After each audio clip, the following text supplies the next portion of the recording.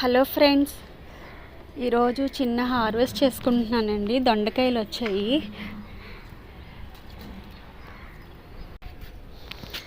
And అలాగే దీంట్లో నుంచి ఆకాకరకాయ కూడా వచ్చిందండి. ఇవి కూడా చిన్న చిన్న పిందులు అయితే వచ్చాయి, మీకు చూపిస్తాను.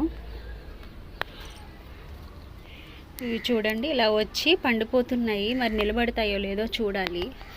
దొండపాదు ఆకాకరకాయ రెండు కలిసిపోయినాయి. ఈరోజు మొక్కలకి లిక్విడ్ ఫర్టిలైజర్ ఇస్తానండి. వెజిటబుల్స్ అన్నీ వాటర్లో వేసి ఉంచాను. ఒక 2-3 డేస్ అయింది. ఇప్పుడు అది ఇస్తే మొక్కలు కూడా చక్కగా పెరుగుతాయి. ఈ మధ్యన అయితే ఏమి ఇవ్వలేదు పోషకాలు.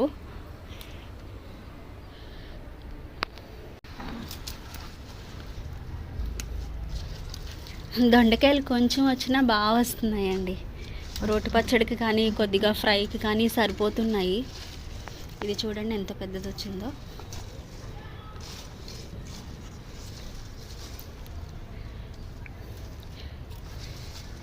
అటుపక్క ఒక దొండ మొక్క ఉంది, ఇటుపక్క ఉంది. రెండు వైపుల నుంచి కలిపాను పందిరికి.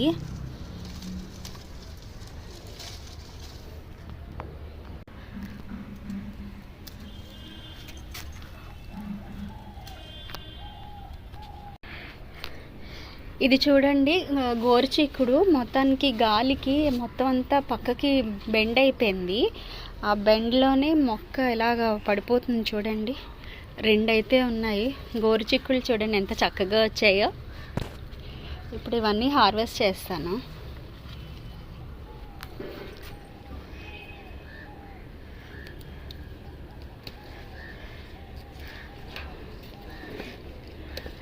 మీకు హార్వెస్ట్ చేసి చూపిస్తానండి. ఇక్కడ చూడండి, వంగ మొక్కకి వంకాయలు వచ్చాయి. తెల్ల వంకాయ ఇది.